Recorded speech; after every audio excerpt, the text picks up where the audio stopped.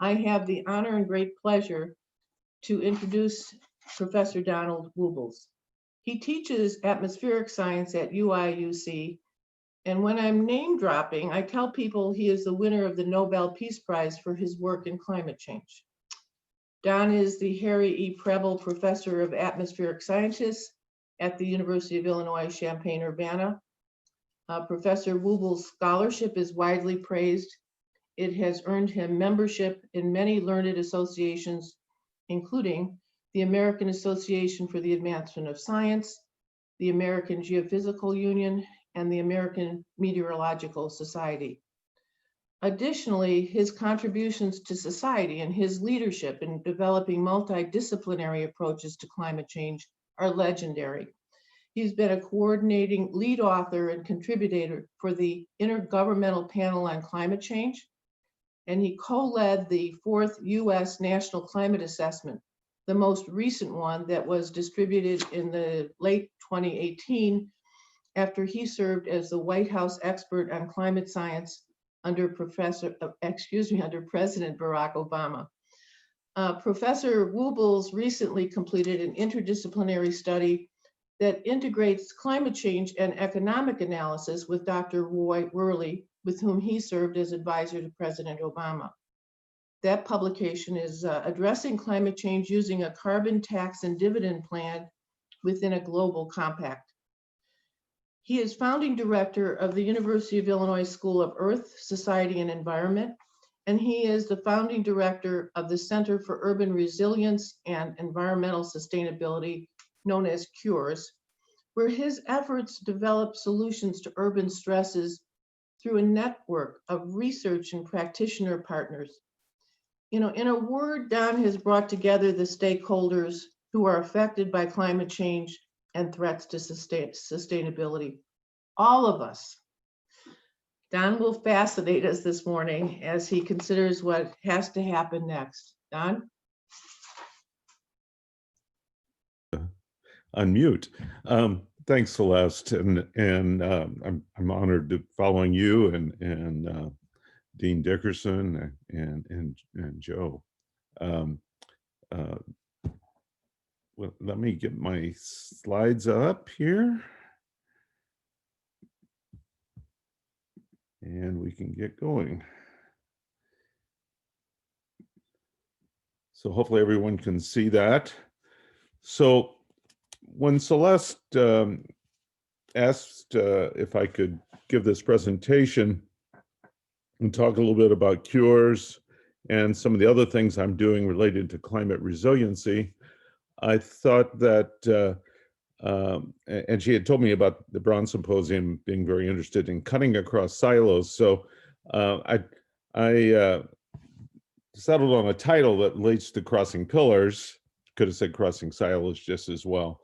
And talking about some of the research that we're doing relating to that. So if I go to the next slide, there's a number of different ways in which the two things I'm going to talk to you about, one is CURES, the Center for Urban Resilience, Environmental Sustainability, and the other I call ACORN, and I don't know how great an acronym either of these are, but I'll try. So ACORN relates to climate resilience, and it's really aimed at building a climate-ready nation on Earth. And I really based that off of the attempts of a good friend of mine at the who's the director of the National Weather Service, Louis Cellini, who talks about building a weather-ready nation.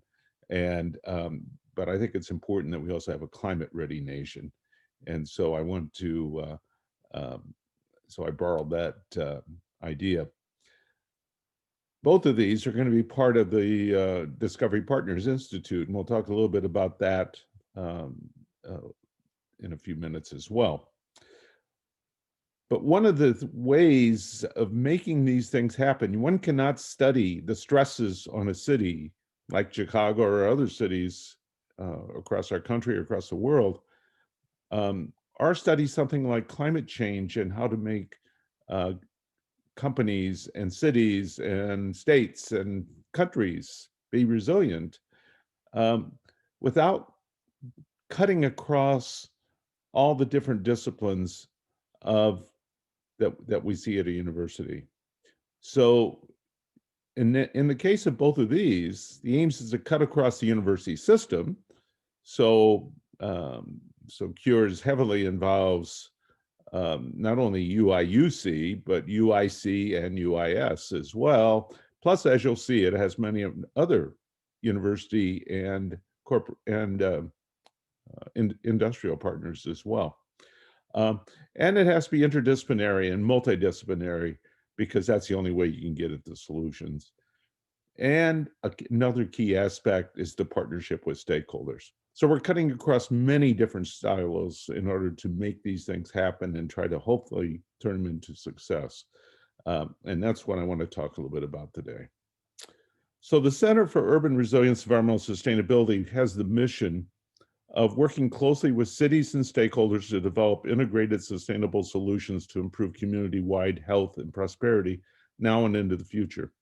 When I came back from the White House after spending my 2 years there, I was asked by President Killeen if I could help develop new initiatives relating to urban sustainability. Well, I thought about that and started meeting with all three universities in the University of Illinois system. And we had a series of workshops, and out of that grew Cures. And you'll hear more about Cures in a minute, but first, let me go into the objectives for Cures.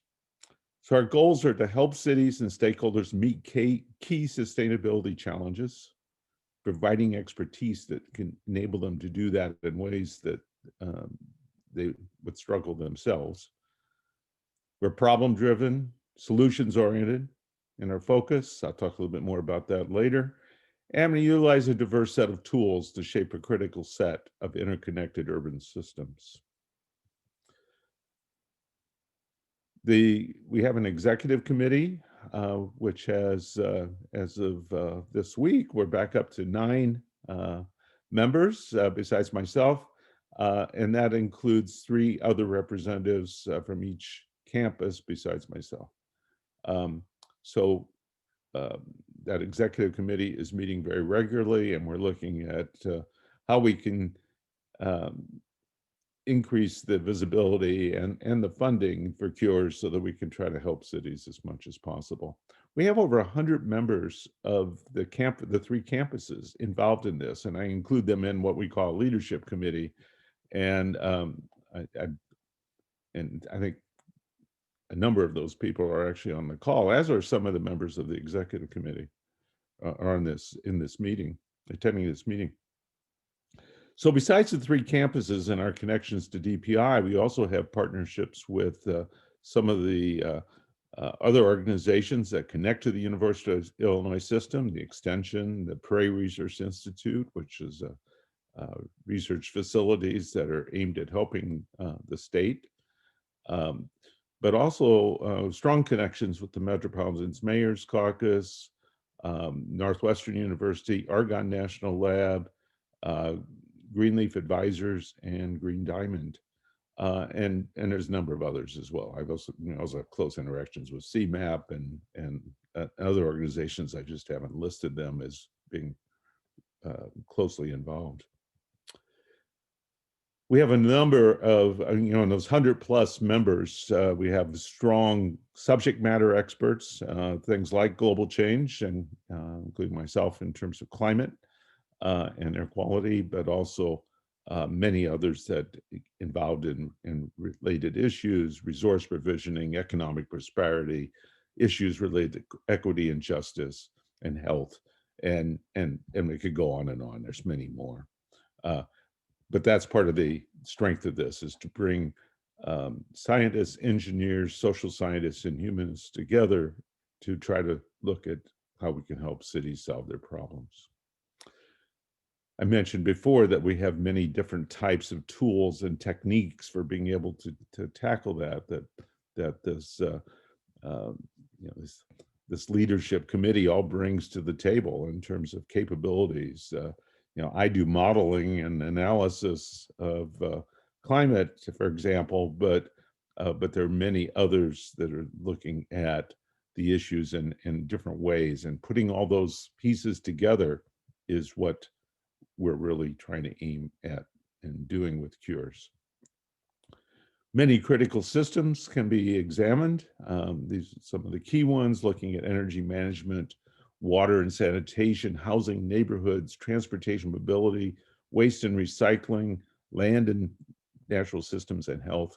And being able to help cities look at all these different sectors and how they interact with each other, and also what that means in terms of a changing climate and other stresses that cities face.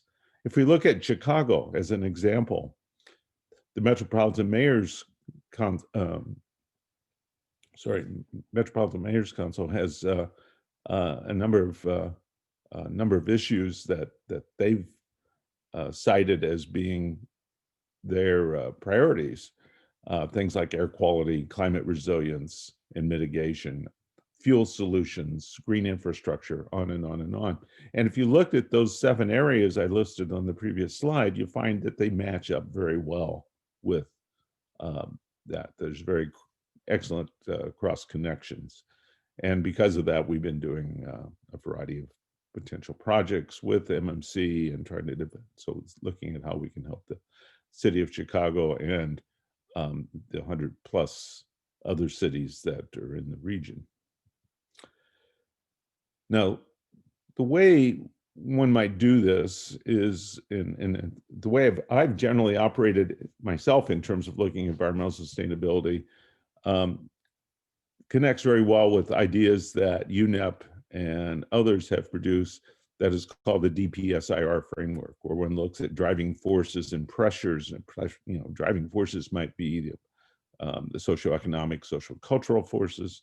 Pressures might be human activities that produce emissions that affect air quality or water quality or affect climate.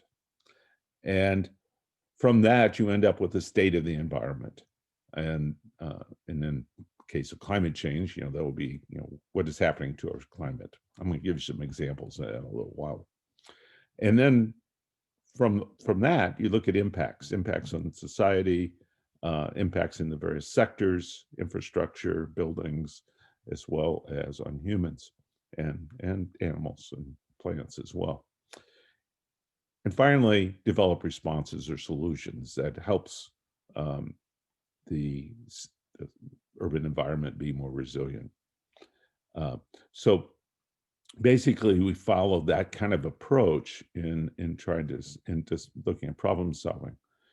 Another way of looking at this, and important aspects of this, is the kind of things we do is perform analyses that integrate across systems, foster collaborations with cities, develop partnerships with universities, other institutions, and public entities.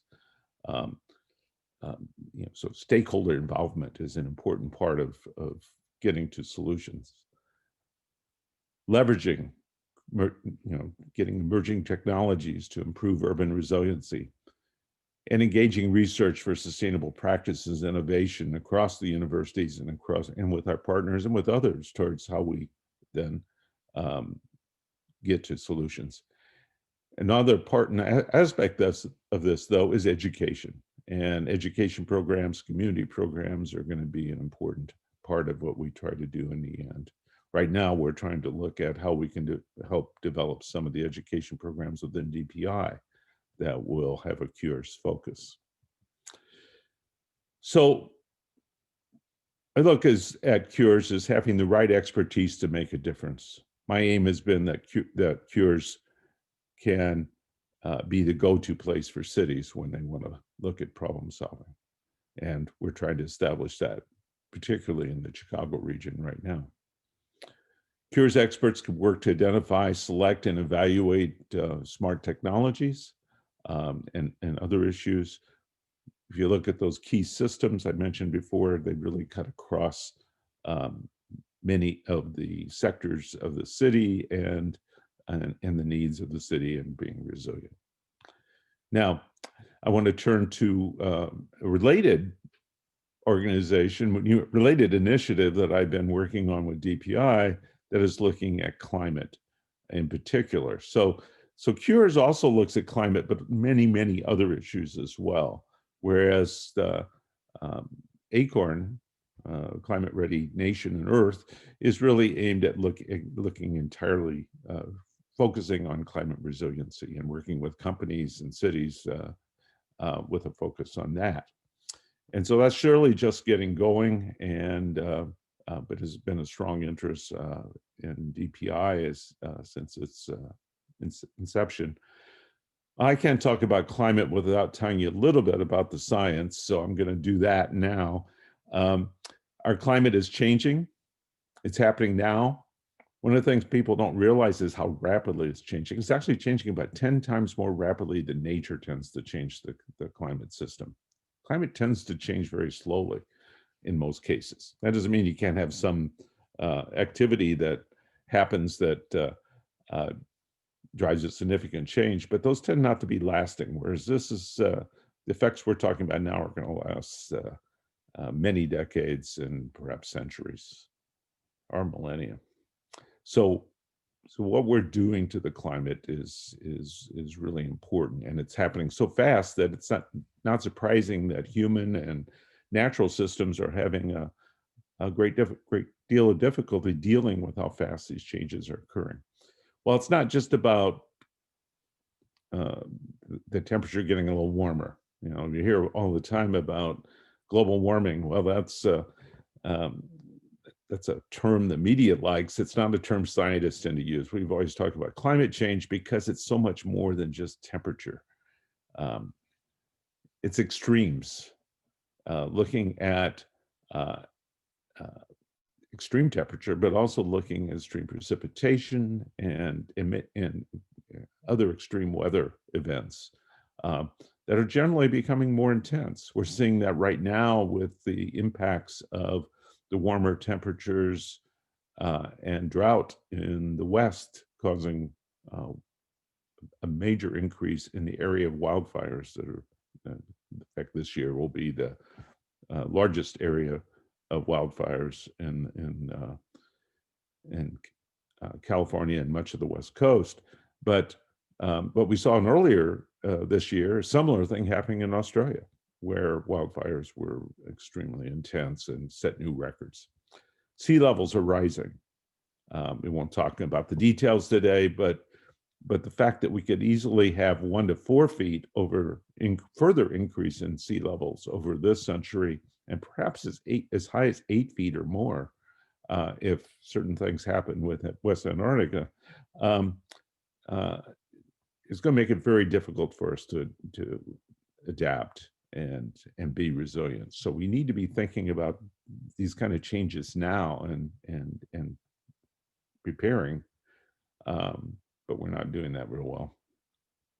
Where is these changes happening? It's largely happening because of human activities and associated pollution, particularly our burning of fossil fuels and land use change has led to these changes. And one thing I can say very clearly is that climate will continue to change over the coming decades. We went through 2,000 years of very little change in climate throughout the world. Oh, that doesn't mean there weren't changes locally in some places, and doesn't mean that there weren't some changes, but the changes we're seeing now are so much more rapid, so much larger, that it's pretty clear we're going to see continue to see much larger changes throughout this century and beyond. Well, one of the things we're doing is through the Nature Conservancy is I'm co-leading a special assessment of the effects of climate change on the state of Illinois. Last year, I led a special assessment on the Great Lakes, and the year before that, I was leading the national climate assessment. But the state of Illinois has never had a real close analysis looking at the impacts here. So the Nature Conservancy asked if I could. This is all pro bono, this is all volunteer efforts. So I pulled together about 30 scientists and other experts to look at what's happening in Illinois, to look at not only climate change, but what is happening to water and our rivers, the Great Lakes. um, agriculture, health impacts, ecological impacts. So we're in the process of doing this assessment now. We expect it to come out next spring. And I thought I would show you just a few little results about the changes that we've already seen and we're expecting to see. We've already seen a significant increase in temperature in the state of Illinois, about 1.8 degrees Fahrenheit over the last century. And we'll probably see something of another 2 to 10 degrees increase over this century. Now you may say, well, 1.8 degrees doesn't sound like much, but if you consider that about 20,000 years ago, at the peak of the ice age, last ice age, there were many hundreds of feet of ice over where we're all sitting here in Illinois. And that was about 11 degrees Fahrenheit colder than now. That 1.8 degrees increase happening over mostly the last 50, 60 years is actually very large. And the fact that we may see as much as another 10 degrees over this century, the rest of this century, is shocking. And it has very serious impacts on us all. The largest change is actually going to occur in northern Illinois. In the analysis, we broke the state of Illinois up into 3 sections. What's on the left just shows the change is projected over for northern Illinois over the century. But you can see that the climate of the Chicago region and the rest of Illinois is likely to be very different in the future. Now, we did 2 different emissions cases because we don't really know exactly which pathway humans are going to follow. The higher emissions case assumes that we continue heavily burning fossil fuels, but even then assumes some change over to alternatives. And the lower emissions case assumes that by mid-century, we have largely moved away from the use of fossil fuels. So we're talking about a difference there of about 3 to as much as 10 degree Fahrenheit increase. Well, if we look at the number of days greater than 95 degrees and look at northern Illinois again, where you've had maybe less than a week of such days in the past, even up till now, and it's been increasing in the number of days, that by mid-century, we may see another few weeks of such days, and by the end of the century, much of the summer, possibly being greater than 95 degrees. Very different climate than what northern Illinois is used to. The growing season is getting longer. That's a good thing in general for agriculture. I'm a farm boy. I grew up on a farm in southern Illinois. And so I always care about the farmers. And the growing season is lengthening, and that's generally a good thing, except that, and it's increasing by about a week so far, and potentially over a month in the future. But the problem is that weeds and insects really like the increase in CO2, as well as the warmer temperatures as well. And we're getting more issues with plants and animals moving into the region that were not found here previously. Looking at rainfall, we've had about a 10% increase in rainfall in Illinois, or in Midwest in general, but I think that applies generally to Illinois as well. Much of that occurring in the winter and spring. We expect that if we look, and this is for end of century, but by mid-century, and this is the high case, but the lower case would just, it looks very similar. It's just less intense, less amounts. We expect overall about another 10% increase in precipitation by the end of the century. But much of that precipitation coming as larger events. So we're already seeing that in winter and spring, and spring's getting these large events. A warmer atmosphere holds more water vapor, so there's basic physics behind this. And as a result, farmers are having trouble getting into the fields and getting their crops planted. Not such a great thing, though, for them is that summers are expected to be drier in general. And so, the soils will be drier, more difficulty with the crops growing. And so overall, by mid-century, we're actually expecting a decrease in yields unless you compensate for it with genetics and other aspects. So I mentioned ACORN. It's a DPI initiative with the and to enable companies, local and national governments, and other stakeholders to more effectively plan for our futures under a changing climate. And our mission is to use state-of-the-art science in coordination with analyses, following the kind of the DPSIR approach I mentioned before, towards getting at solutions.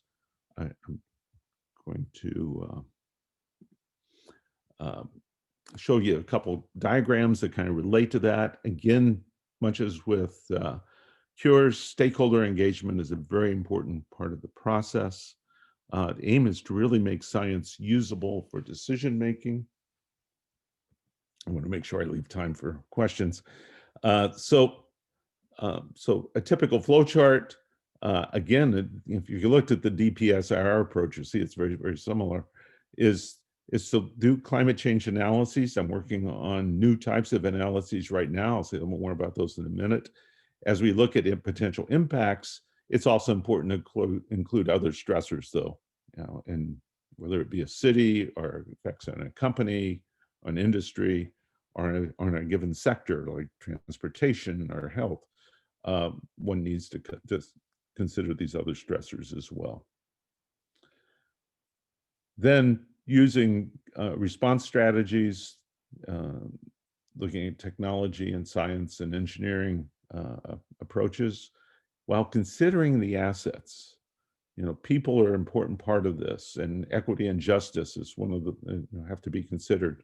Existing infrastructure has to be considered.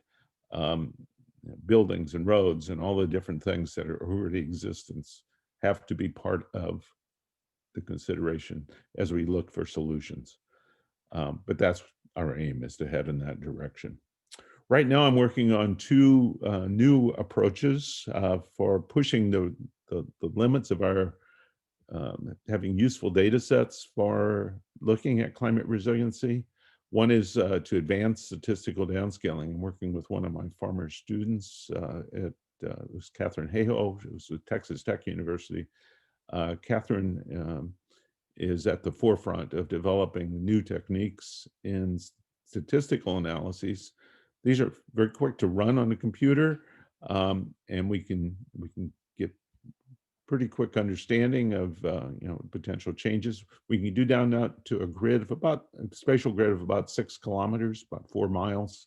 So every 4 miles we can know what the temperature and precipitation is, but it's rather limited in the number of variables, because we can look at just a few variables: the maximum temperature, the minimum temperature, and precipitation, and we're going to try to do humidity as well. We can also do it at the station level. That can be very useful for cities.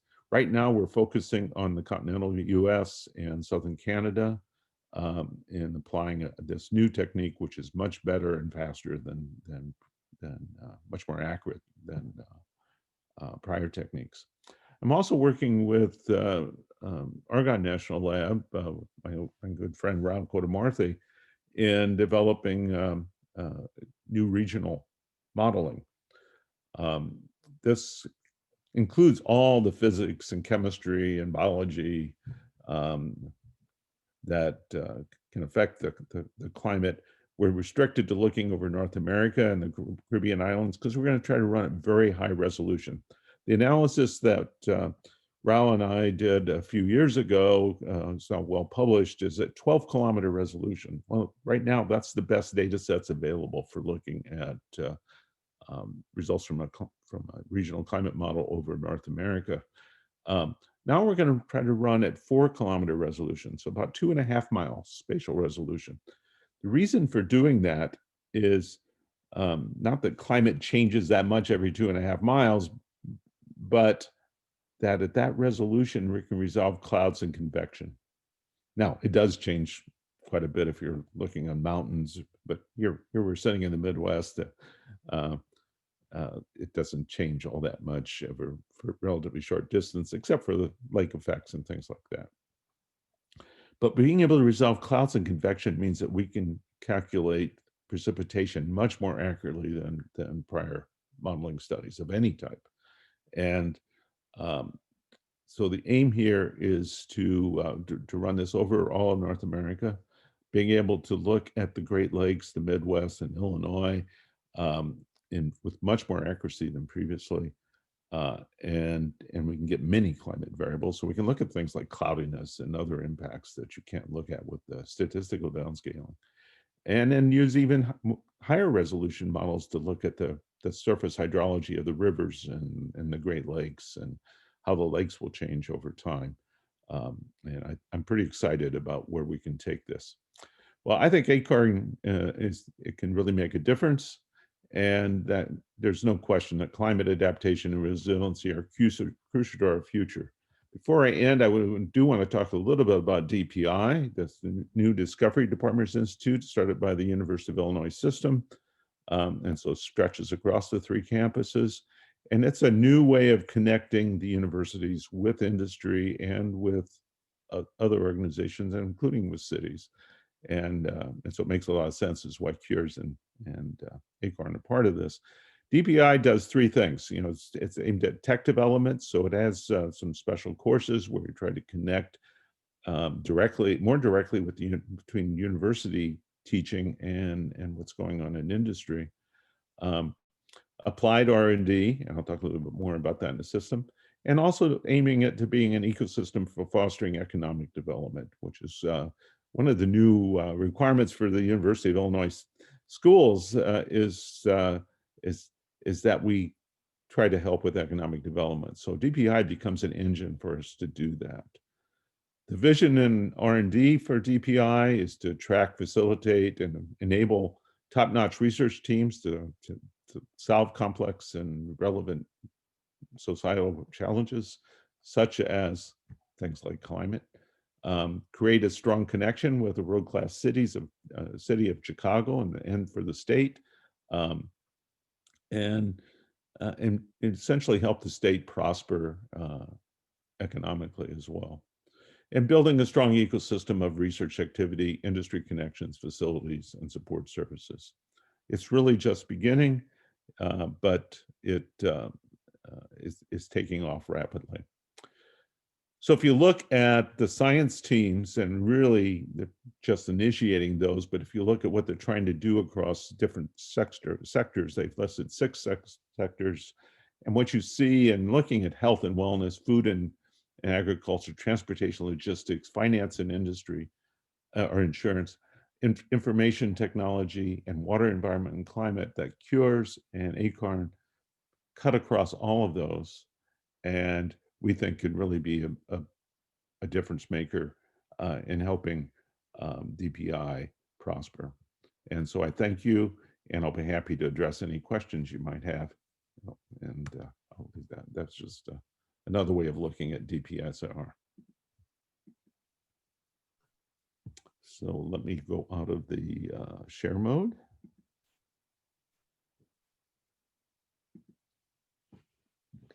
And if you have any questions, I'll be happy to address them.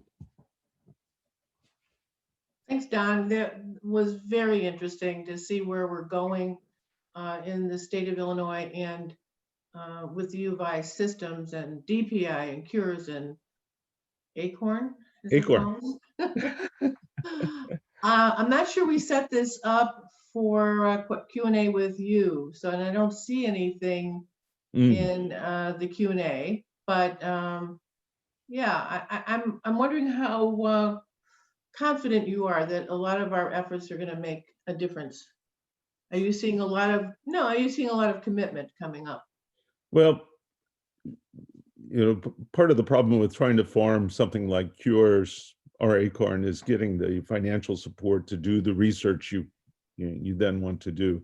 So we're working hard on and making that happen. And we're going to build a new seminar series for cures. We'll probably end up doing something similar for climate resilience and INCARN.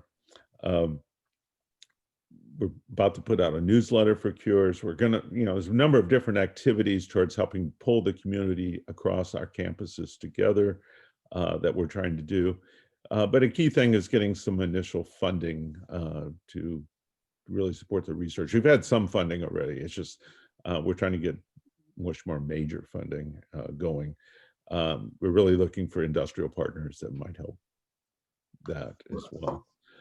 So that's a key aspect. But my discussions with the Metropolitan Mayor's Caucus, for example, that there's no question that they have a strong interest in cures and how it can help their 100 and whatever it is, 120 plus cities prosper and look at their futures. So that's so we're looking at potential proposals that we're doing with them. We've already done some proposals with them, but we're probably going to do some more with them to go to foundations and other potential sources of research support that can then help them work on specific things they have of interest. So I'm confident we will succeed. But it's been slow, and certainly COVID hasn't helped. No, and frankly, the lengthy time we've had to plan the conference has me aware of some things. So I just want to know who's doing work on climate change. But what I'm learning too is that grant makers, donors are looking at interdisciplinary approaches. So without saying too much that might be confidential, I mean, they want to see different scholars from different disciplines working together, including law. They wanted, including law. And so that makes this conference even more exciting to especially myself and those of us at UIC John Marshall Law School. And, no question. And if we're going to really deal with these complex problems and how and the many aspects of them that do cut across all these different silos, we have to figure out better ways of working together and learn to speak each other's language and to and how to interact. And so that's what both of the initiatives I talked about really are all about. And kudos to you, Don, seriously. We lawyers, at least, have learned everything about climate change science from you and your colleagues, and we really appreciate it. And I hope everyone's going to have a wonderful day at this conference. It will restart at 11 o'clock, the first panel, and I hope everyone enjoys it. And you will be able to ask questions and chat in those panels. They're also webinars. I don't know who's going to shut this down, probably Tim.